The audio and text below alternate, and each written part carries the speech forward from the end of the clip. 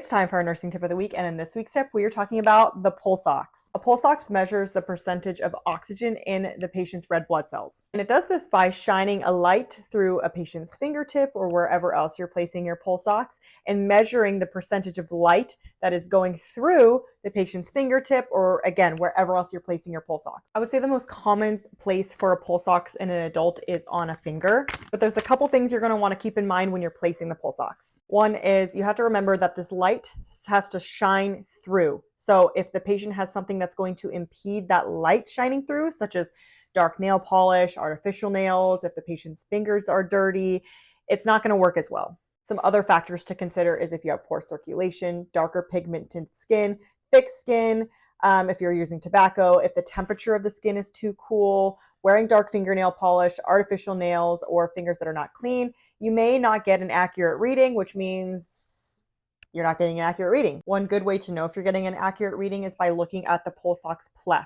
A pulse ox pleth should be nice in like little mountains, little ways, very consistent, and it should correlate with the patient's heartbeat. If the patient has an irregular heartbeat, you'll see it in the pulse ox because you will see that there'll be either like a pause or the pulse ox may have like just little mini waves when you have AFib. The pulse ox pleth is not nice and pretty like this. If it's going all over the place or if you have a very weak signal, then your pulse ox may not be accurate. Besides the fingertips, we've placed these on people's toes. We've even clipped onto like their nostril and we've placed it on the earlobe. I've seen them placed a lot of different places. Anywhere that light can shine through, so like a thinner source, such as like the earlobe, the fingertip, that's going to be your best bet. However, there are times where you literally cannot get a pulse ox pleth on a patient, and sometimes you have to resort to doing an ABG, especially if the patient is on oxygen or if they look like they're struggling breathing. You're going to want to correlate what you're seeing on your monitor for your pulse ox with an ABG. Also going to throw out there that in order to have a good pulse ox pleth, you need to have a decent blood pressure. If your patient has a low blood pressure, I would say like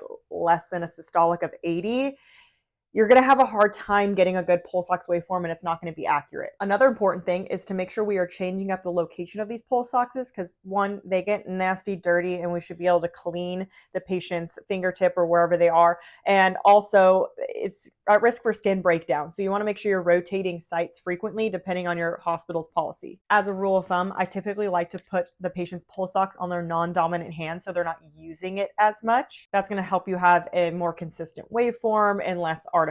And that's the gist on pulse oxes. Let me know if you have any questions.